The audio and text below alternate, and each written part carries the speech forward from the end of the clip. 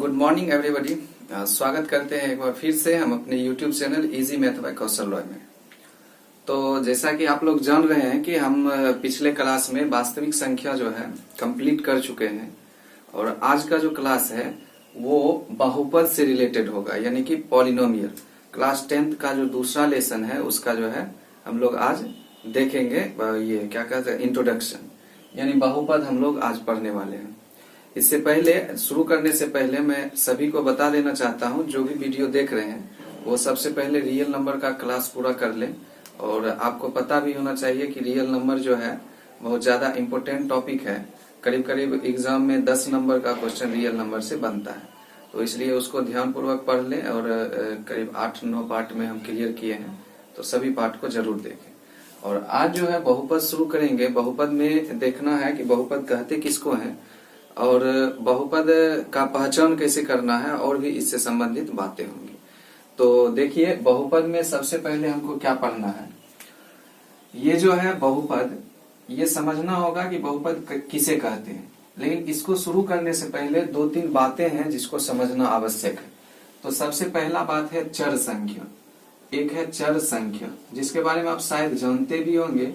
अगर नहीं जानते हैं तो यहाँ पर समझ लेंगे। चर संख्या किसे कहते हैं? चर संख्या कहा जाता है वैसी संख्या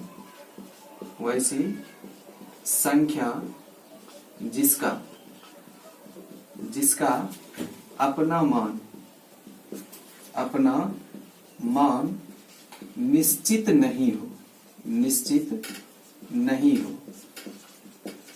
उसे चर संख्या कहा जाता है। उसे चर संख्या कहा जाता है। तो हमको समझना यह है कि चर संख्या किसे कहते हैं, यानी कौन सा ऐसा संख्या है जिसका अपना मान निश्चित नहीं होता है। निश्चित होने का मतलब कि उसका कोई फिक्स वैल्यू होगा। जैसे देखिए, आप देखते होंगे कि ABCD वर्णमाला, जैसे ABCD जो होता है, इसमें आप ये भी देखते हैं XYZ, ये सारा जो संख्या है, ये सभी संख्या का अपना कोई निश्चित वैल्यू नहीं होता है। कहने का अर्थ है कि A का अपना फिक्स वैल्यू नहीं होने के कारण ही हम किसी भी क्वेश्चन को बनाते समय मान सकते हैं। माना कि जैसे ये स्केच है, तो माना कि इस पेन का मूल्य X रुपया, या फिर किसी और बुक का, जैसे मान लेते हैं माना कि किसी बुक का मूल्य X रुपया। तो इस तरह से होता क्या है कि X का अपना वैल्यू निश्चित नहीं है, जिसके कारण हम पेन का भी मूल्य X मान लेते हैं और बुक का भी मूल्य X मान लेते हैं। लेकिन अगर अपना वैल्यू निश्चित होता तो एक पेन का जितना दाम है उतना ही दाम में बुक मिल जाता। तो यही चीज समझने वाला है कि चर संख्या वैसा संख्या होता है जिसका अपना वैल्यू निश्चित नहीं है। ये चीज समझिएगा। एक और आता है, दूसरा होता है अचर संख्या। हमको ये दोनों टॉपिक समझना है, इसके बाद बहुपद पर जाएंगे। अचर संख्या होता है वैसा संख्या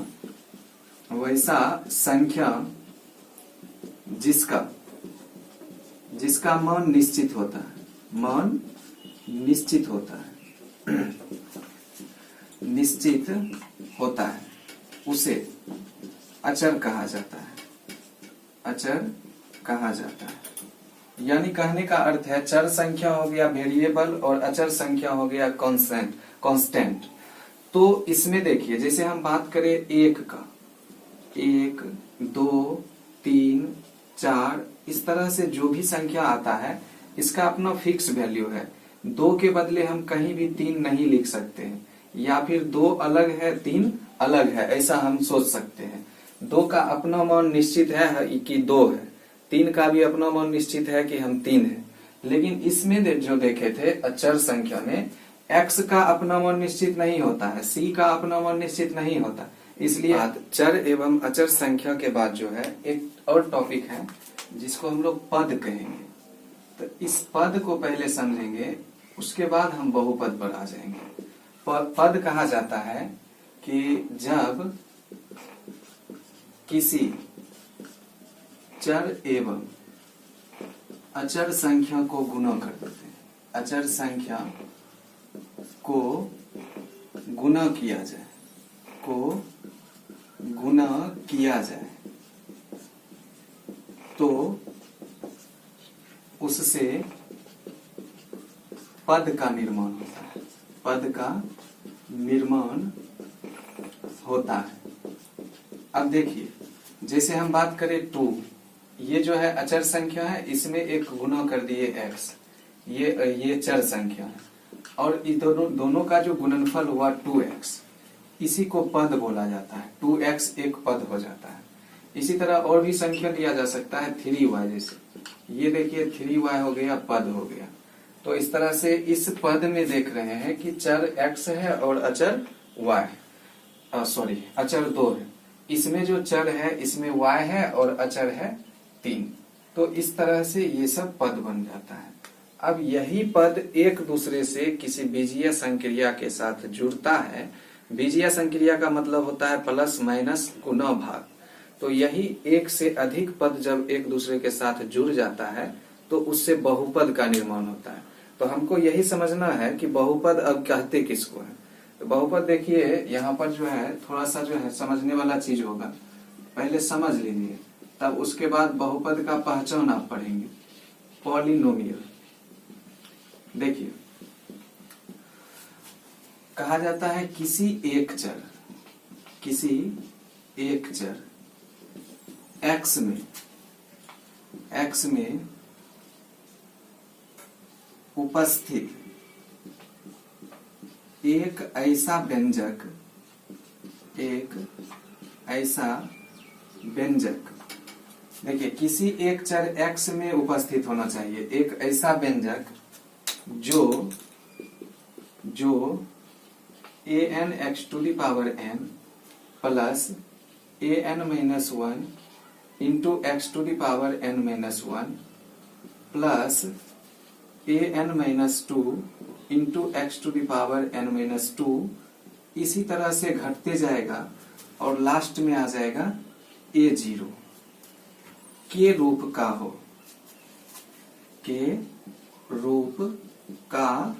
हो, जहां, अब समझना ये है कि an-1 an-2 a0 ये सारा चीज क्या है।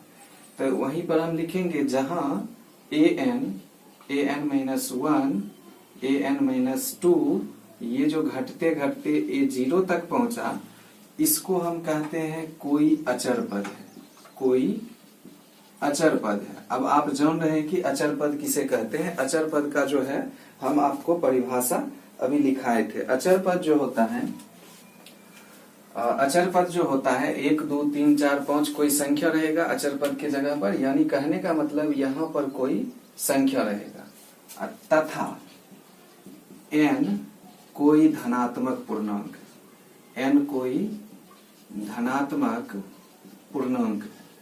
यानी कहने का अर्थ है कि ये जो पावर में n रहेगा ये सारा चीज जो है धनात्मक पूर्णांक होता है। तो उसी को हम लोग बहुपद कहते हैं। तो उसे बहुपद कहा जाता है। अब ये जो हम व्यंजक लिखे हैं, ये व्यंजक थोड़ा सा देखने में अटपटा है, लेकिन इसको समझना बहुत आवश्यक है, क्योंकि ये जब तक हम नहीं समझेंगे तो बहुपद क्लियर नहीं होगा। तो इसको ध्यान से देखिए, यहाँ जो आया है कि an x पर पावर n, कहने का मतलब यहाँ x के जगह पर n के जगह पर कोई अंक रह सकता है, पूर्णांक रह सकता है। फिर an an-1 an-2 या a0 इस सभी के जगह पर कोई अचर पद रहेगा। जैसे देखिए उदाहरण लेंगे तो सारा चीज क्लियर होता है। जैसे आप लिख सकते हैं 3x पर पावर 3 प्लस 2x पर पावर 2 प्लस 3x प्लस 5। अब देखिए ये जो लिखा हुआ व्यंजक है, इस व्यंजक में तुलना करें इसको इस व्यंजक के साथ।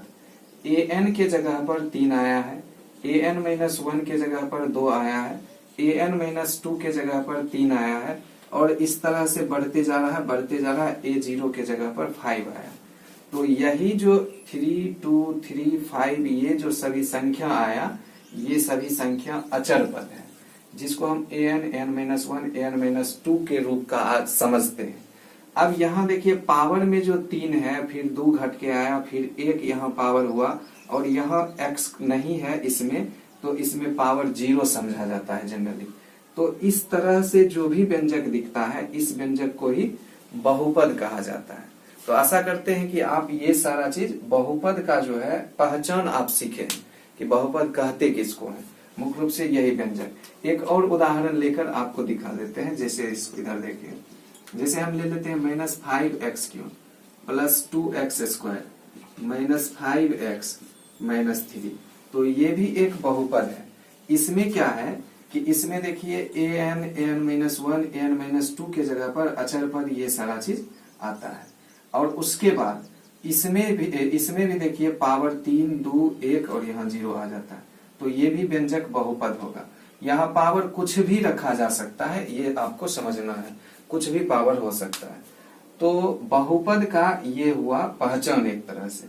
लेकिन इस बहुपद का बहुत बड़ा प्रॉपर्टी है, बहुत सारा गुण है इसका, उसी गुण को हमको समझना है यहाँ पर। अब इसमें देखिए, इसमें जैसे आपको कहेगा इस बहुपद में कितने पद हैं, तो पद आप गिन सकते हैं 1 2 3 4, इसमें 4 पद हैं। इसमें भी देखिए 1 2 3 4, तो यानी आपको पद भी समझ में आ गया होगा और बहुपद भी समझ में आ गया होगा।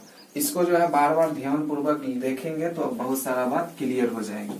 अब देखिए इससे संबंधित हम जो है और कुछ बातें समझेंगे बहुपद से संबंधित।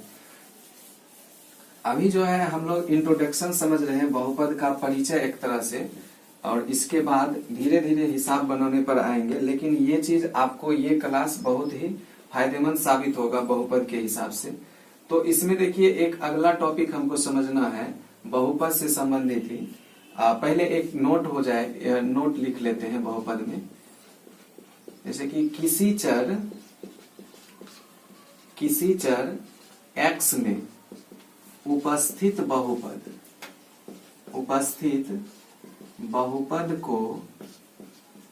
को px द्वारा सूचित किया जाता है, px द्वारा सूचित किया जाता है। यानी कि आपको ये समझना है कि कोई भी बहुपद हम लेते हैं तो बहुपद अगर x चर के रूप में है तो उसको px कहेंगे, अगर y चर के रूप में रहेगा तो उसको py कहेंगे। जैसे देखिए हम जो अभी बहुपद कुछ भी ले लें, जैसे देखिए 2x² - 2x + 1, यह एक बहुपद है। तो इस पूरे बात को हम देख रहे हैं कि चर x में उपस्थित बहुपद है, तो इसको हम px बराबर कह सकते हैं इतना। यानी ये जो बहुपद है उस बहुपद को px कहा जाएगा। इसी तरह एक अगर दूसरा बहुपद लेते हैं दूसरे चर में 3y² - 5y + 1 लेते हैं, तो इसमें देखिए इसमें भी y आया है, तो इसको हम py कहेंगे, बहुपद py। ये सारा चीज आपको समझना होगा, बहुपद को किस चीज से सूचित करते हैं। जिस चर में उपस्थित रहेगा उस चर के लिए उस बहुपद को हम px कहेंगे अगर x में उपस्थित है, py कहेंगे अगर y में उपस्थित है। तो ये सारा चीज क्लियर हो जाएगा। अब जो है आपको समझना है बहुपद का गुणांक। बहुपद का गुणांक, ये समझिए, ये छोटी छोटी बातें जो है ये आपको बहुत फायदेमंद साबित होगा। बहुपद का गुणांक होता है किसी बहुपद में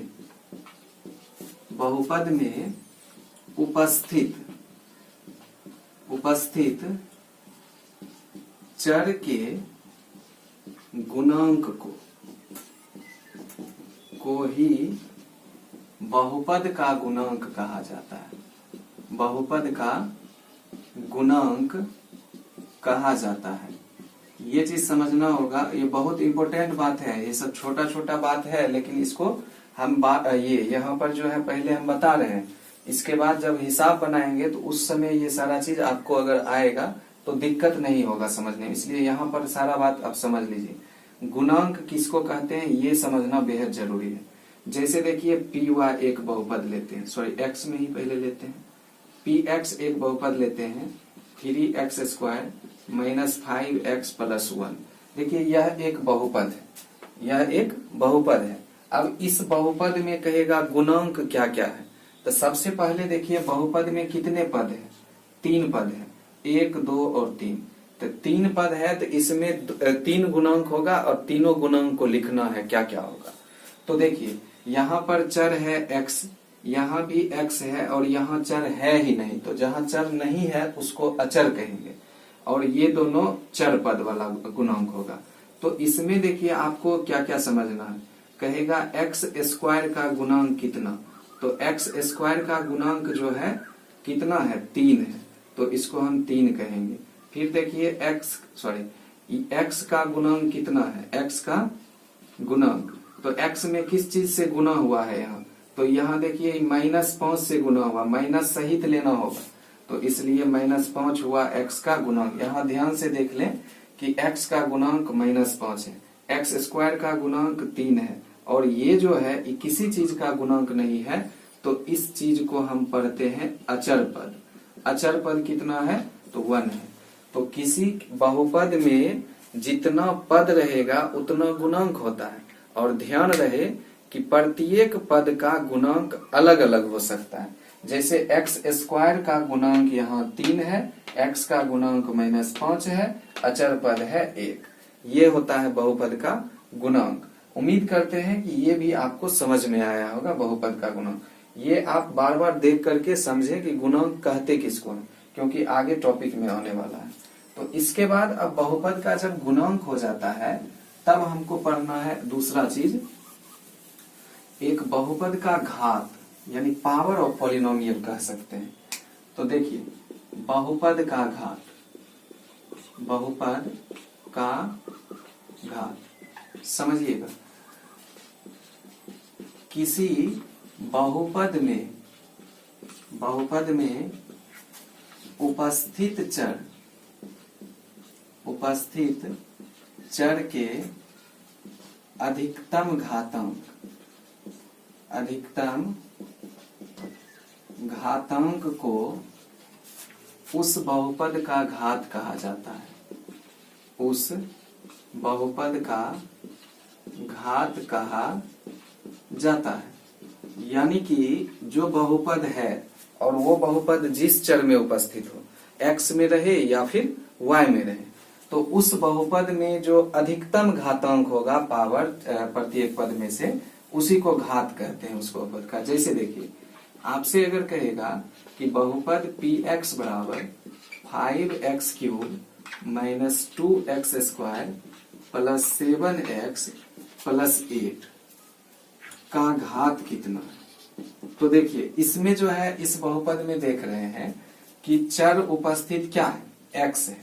क्या कह रहा है, किसी बहुपद में उपस्थित चर के अधिकतम घातांक, तो चर है x और x में सबसे अधिकतम घातांक देखिए 3 है, यहाँ 2 है, यहाँ 1 है, और यहाँ नहीं कुछ तो 0 रहता है, तो अधिकतम घातांक 3 हुआ।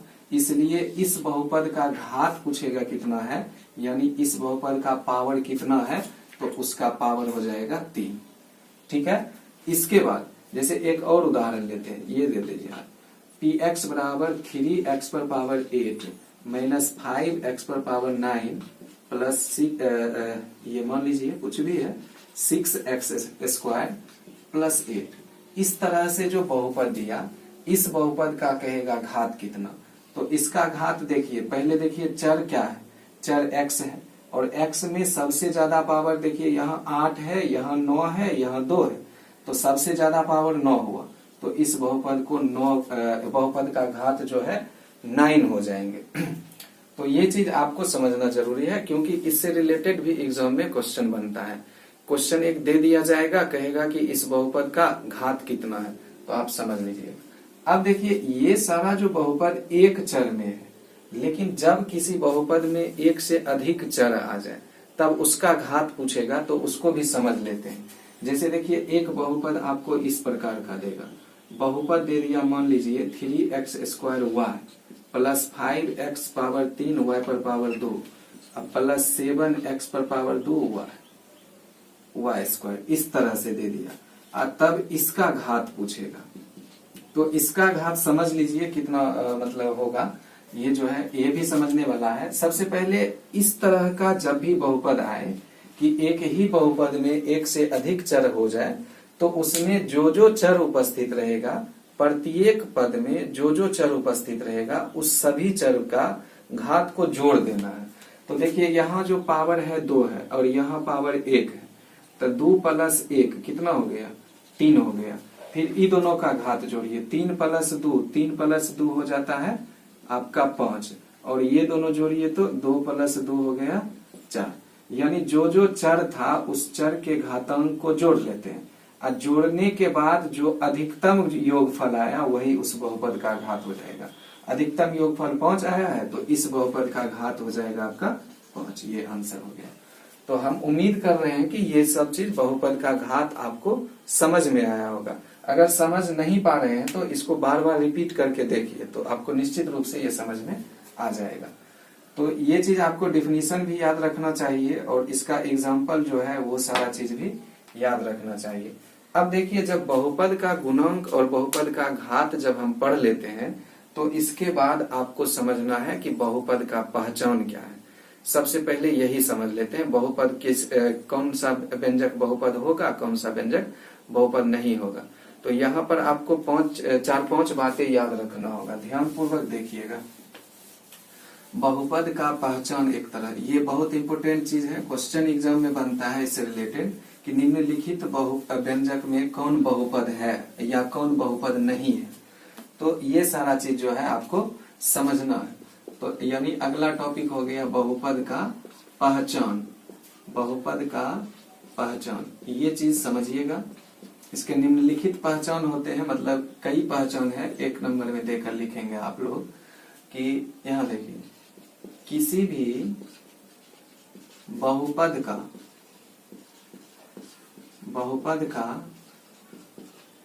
घात हमेशा धनात्मक होता है। समझिए इस बात को। जैसे देखिए, आपको कहेगा कि 3x² + 5x + 7, इसमें देखिए बहुपद का घात यहाँ कितना है, 2 है। इसमें जो x है इसमें घात कितना है, 1 है, और इसमें x नहीं है तो इसमें घात 0 है। तो 0, 1, 2 ये सारा चीज धनात्मक है। लेकिन यही अगर यहाँ पर माइनस लगा दिया जाए, कहेगा क्या यह बहुपद है, तो बहुपद का घात निगेटिव नहीं हो सकता है, इसलिए हम इसको बहुपद नहीं कहेंगे। यानी कि घात जो है हमेशा आपको समझना है पॉजिटिव होता है। पहला रूल ये हो गया।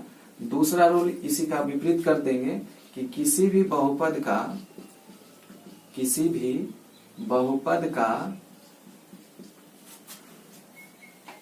घात ऋणात्मक नहीं होता है।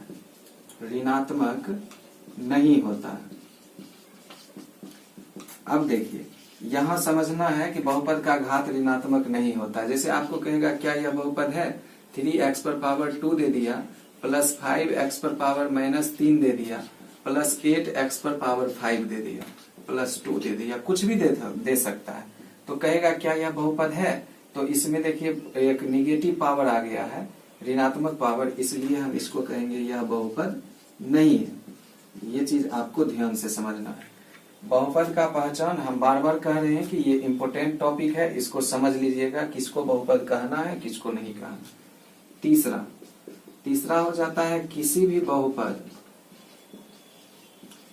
बहुपद में उपस्थित चर, जो भी चर रहे, उपस्थित चर का घातांक, यानी जो चर है उसका पावर घातांक भिन्नात्मक नहीं हो सकता है। भिन्नात्मक नहीं हो सकता है।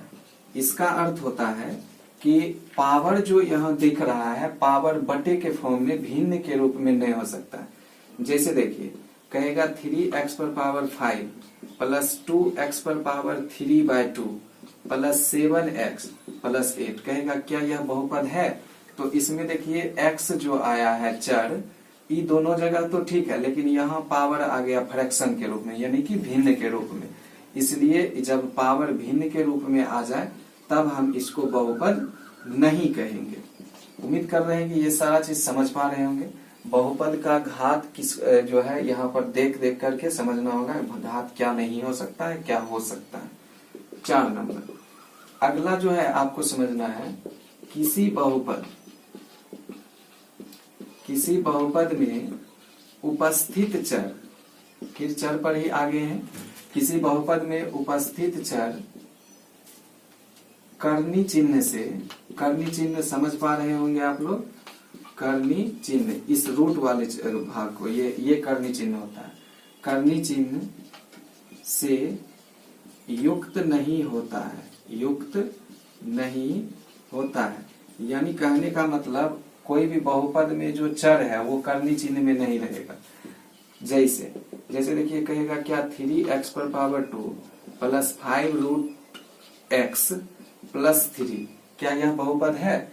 तो यहाँ देखिए x को कहा गया है कि चर को रूट में नहीं रखना, तो ये आपको यहाँ दिख रहा है कि रूट में चर है, तो इसलिए इसको हम बहुपद नहीं कहेंगे। ये सारा चीज सावधानियां हैं, इस सावधानियों को ध्यान पूर्वक समझेंगे। अब जैसे अगर हम बात करें इसका, जैसे देखिए root 3x² plus 5x plus 13, तो क्या यह जो है बहुपद है? इसको इसके बारे में पूछा जाए तो ये बहुपद हो सकता है, ये बहुपद होगा। क्यों होगा इसको भी देखिए, क्योंकि यहाँ पर हम बात किए हैं कि चर रूट में नहीं होना चाहिए, अचर हो सकता है रूट में, तो इसलिए अचर यहाँ रूट में है, रूट में 3 है, x तो नहीं है, इस वजह से हम इसको बहुपद कह सकते हैं, इसको बहुपद नहीं कह सकते हैं। ये चीज समझने वाला था। लास्ट होगा 5वां कि किसी बहुपद में उपस्थित चर किसी भिन्न का हर नहीं हो सकता है, हर नहीं हो सकता है। ये समझिएगा। जैसे हम बात करें कि कोई भिन्न का हर होगा कि नहीं होगा, जैसे देखिए x प्लस 1/x, कहेगा क्या यह बहुपद है? तो ये बहुपद नहीं है। क्यों? तो क्योंकि देखिए x जो है भिन्न का हर बन गया, 1/x, नीचे में नहीं जाना चाहिए था x, इसलिए हम इसको बहुपद नहीं कहेंगे, बहुपद नहीं कहेंगे। ये बहुपद हो सकता है। इसी में दूसरा एग्जांपल अगर ले लें, कहेंगे कि 3/4x² प्लस 5/2x प्लस 8, क्या यह बहुपद है? तो ये अचर है बटे में, अचर बटे के फॉर्म में है, चलेगा, लेकिन ये नीचे नहीं जाना चाहिए, x नीचे नहीं जाना चाहिए। अगर x नीचे चल जाता है तो उसको हम लोग बहुपद नहीं कहेंगे, लेकिन ये बहुपद है। ये बहुपद क्यों है? क्योंकि अचर पद है बटे के फॉर्म में। ये बहुपद नहीं है। क्यों नहीं है? क्योंकि इसमें x जो है भिन्न का हर हो गया है। तो आशा करते हैं कि ये जो बहुपद का जो 5 को पहचान है, इस 5 पहचान को आप समझे होंगे। इसको ध्यान पूर्वक आप बारी बारी से इसको पढ़िएगा। पढ़ने के बाद इसका एग्जाम्पल भी देख लीजिए। आपको एग्जाम में एक क्वेश्चन इससे निश्चित रूप से पूछा जाता है कि निम्नलिखित में से कौन बहुपद नहीं है या कौन बहुपद है। तो उम्मीद कर रहे हैं कि ये जो चीज हम लिखे हैं, ये चीज से आपको क्लियर हो जाएगा कि सारा कौन बहुपद है और कौन बहुपद नहीं है। तो अब इसके बाद बहुपद में कुछ छोटा छोटा पॉइंट है, उस छोटा छोटा पॉइंट को ही देखते रहेंगे। उसके बाद इसके हिसाब पर हम आएंगे, यानी एक्सरसाइज में जाएंगे। तो इससे जो है ये आप इसको याद भी कर लेंगे, क्योंकि एग्जाम में क्वेश्चन पूछता है, इससे बनता है क्वेश्चन, इसलिए याद करना बहुत जरूरी है आपको। अब नेक्स्ट आता है बहुपद का मान। ये बहुत ही इंपॉर्टेंट टॉपिक है, बहुपद का मान। समझिएगा, ये आप पढ़े भी होंगे, क्लास 9 का ही ये टॉपिक है, बहुपद का मान, यानी value of polynomial. Value of polynomial लिखेंगे किसी बहुपद, समझिए बहुत आसान चीज है, एकदम क्लियर हो जाएगा। किसी बहुपद में उपस्थित चर का कोई वास्तविक मान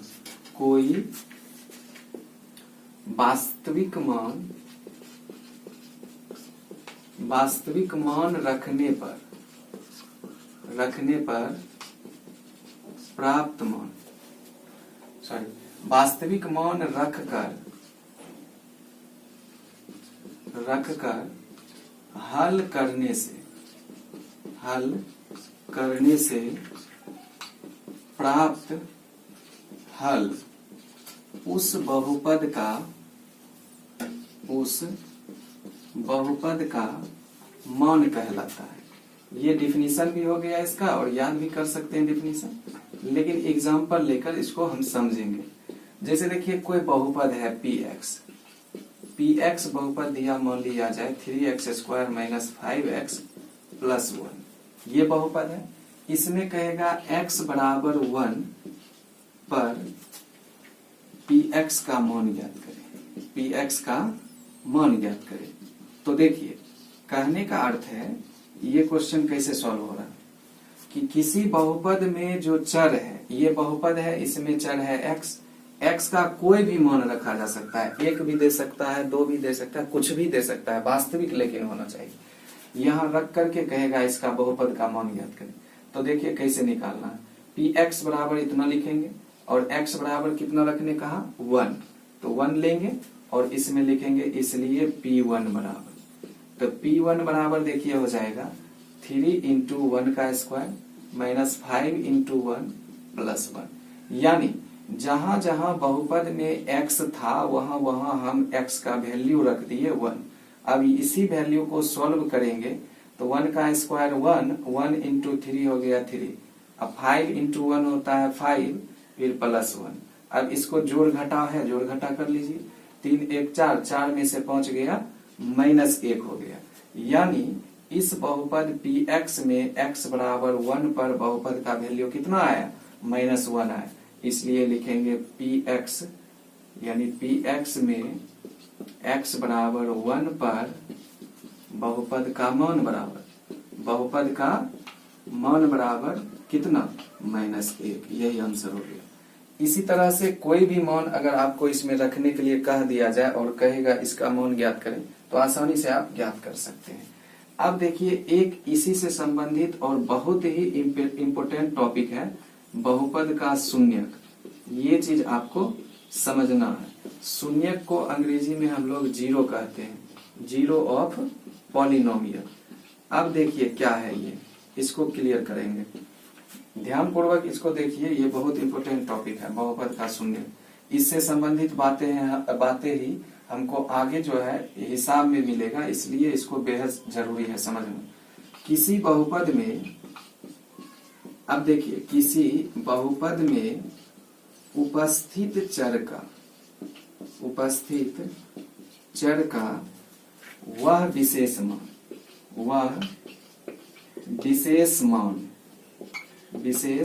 मान जिसके लिए बहुपद